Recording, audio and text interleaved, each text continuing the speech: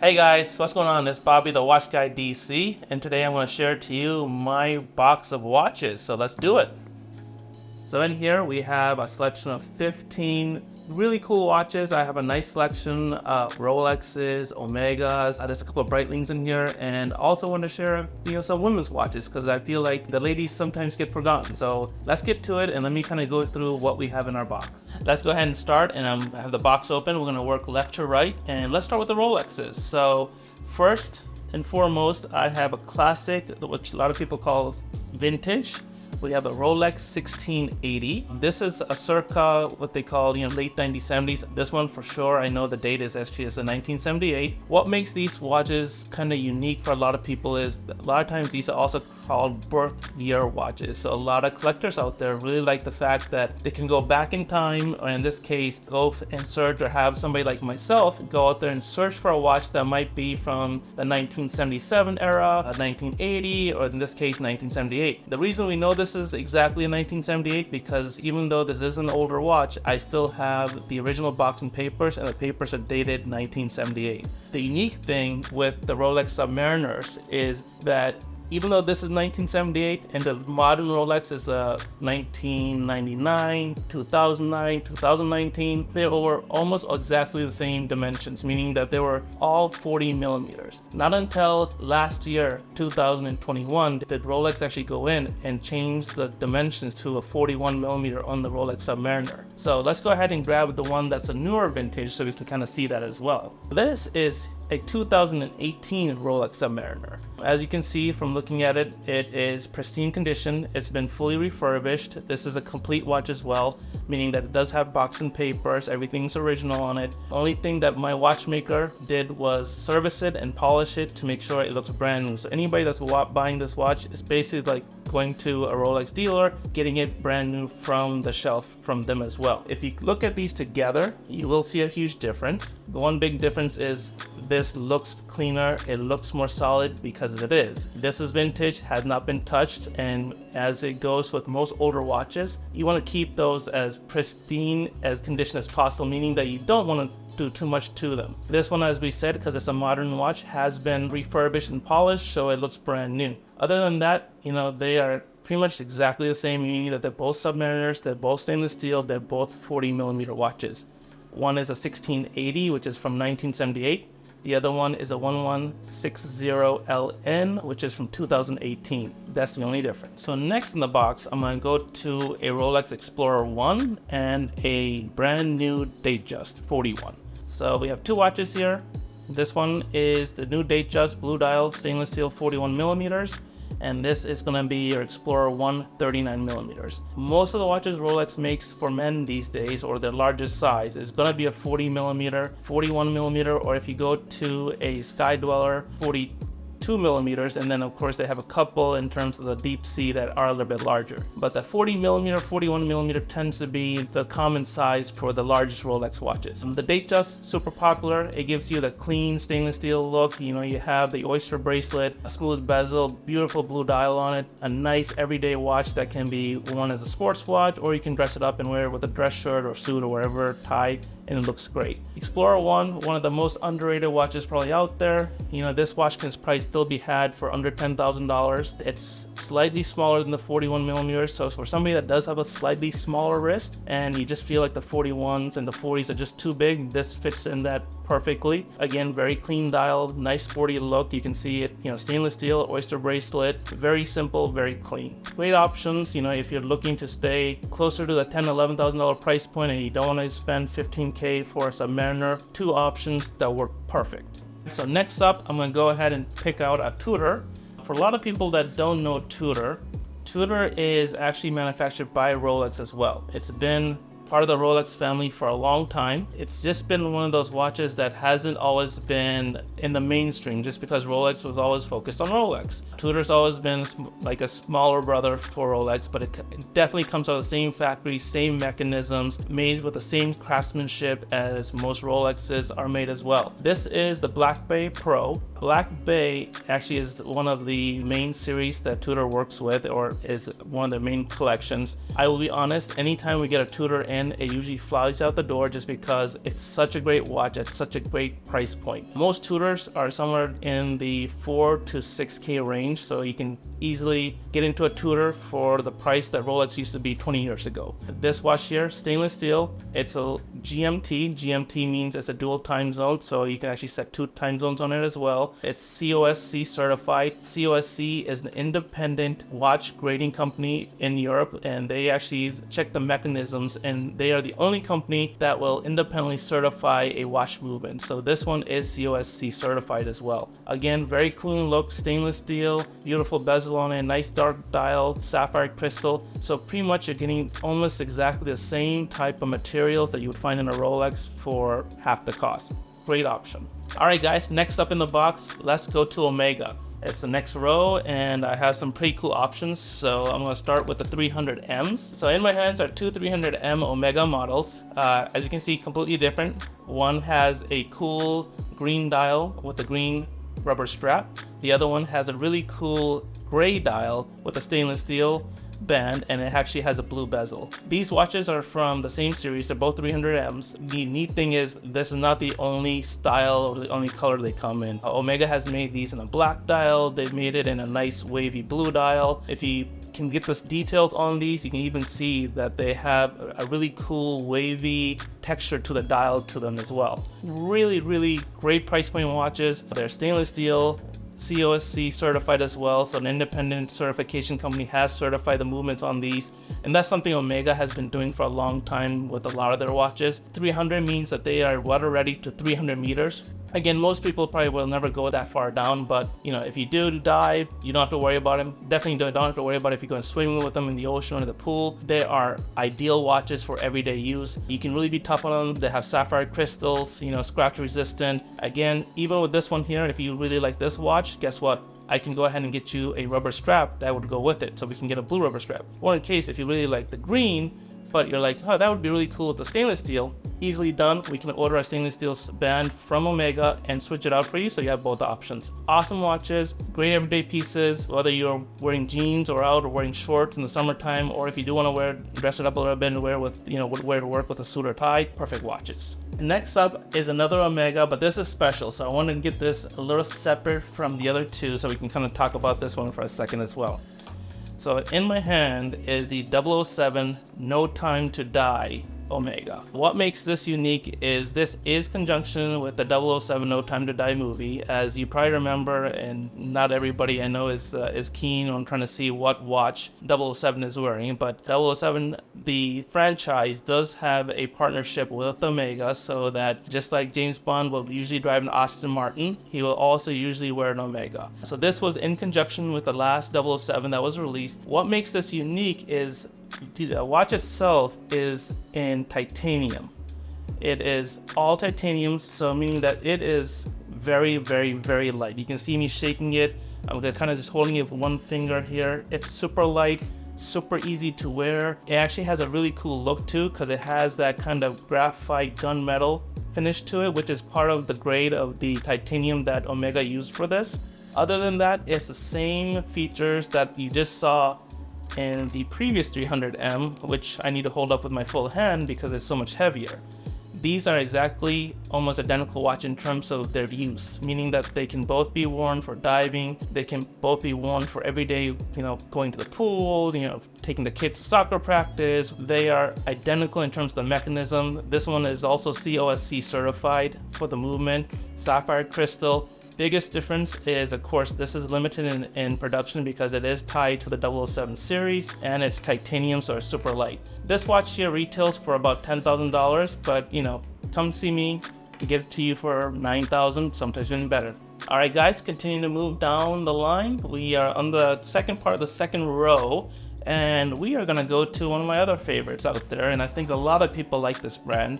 This is going to be Breitling. Everybody's seen Breitling, whether it's a commercial with the John Travolta. It's always kind of been themed with aeronautical. Not that that's the only reason you can buy a Breitling. Just like any other watch, you can buy it for any use, for any type of wear. This I'm a big fan of. This is the B01 chronograph that Breitling put together. This is called the collection. I like it because of the look of it. It's such a pretty watch in terms of the contrast between the stainless steel case, the sapphire crystal. Of course, it is a chronograph, so you can see it has a beautiful slate dial with the black subdials. And again, with the finish of it in terms of having this beautiful suede gray strap, it's just so well put together. Now, the other thing that I always tell my clients is Breitlings have a lot of value. I'm a big fan of the word value. Doesn't always work for every watch or every designer, but definitely works for Breitling, and like in the previous case as well as Omega too. Just because you can get a watch that might retail for around $8,000, sometimes $9,000, depending on if it has like a stainless steel band on it or what the color combinations are. But usually you can get a good 15% off those retail prices if you come to somebody like myself. Still a brand new watch, still comes with all the box and papers directly from AD, but it's just the connections we have. So you're actually getting into a watch that honestly is fabulous. It is such a great combination. If I flip it back, hopefully you guys can see it. It has the see-through exhibition back on it, so you can see the movement as well. My presence, this is pretty much a home run for me. And I want to show you something which is kind of special to me. So I had the Breitling out, really love this watch. The next one I'm going to bring out is the Breitling chronometer. This is a uniquely different watch, and the reason I'm showcasing this watch is this was the first watch that I purchased myself. The brand new BO1s, these are 43 millimeters.